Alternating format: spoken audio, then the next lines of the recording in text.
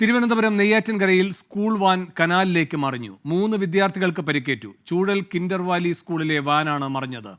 ഷഫീദ് റാവുത്തർ തിരുവനന്തപുരത്ത് നിന്ന് വിവരങ്ങളുമായി ചേരുന്നു. ഷഫീദ്, എങ്ങനെയായിരുന്നു ഈ അപകടം? എന്തൊക്കെയാണ് അറിയാൻ കഴിയുന്ന വിവരങ്ങൾ? ഇന്ന് രാവിലെയാണ് ഈ അപകടം ഉണ്ടാകുന്നത്. നെയ്യാറ്റിൻകര മാറാടി ഞാറക്കാല കനാൽ ബണ്ട് റോഡിലൂടെ സ്കൂൾ കുട്ടികളുമായി വന്നതാണ് ഈ വാഹനം. അതായത് ഈ ചൂഴൽ കിൻഡർവാലി സ്കൂളിലെ വാഹനമായിരുന്നു. ഈ വാഹനമാണ് നിയന്ത്രണം തെറ്റി സമീപത്തെ കനാലിലേക്ക് മറിഞ്ഞത്.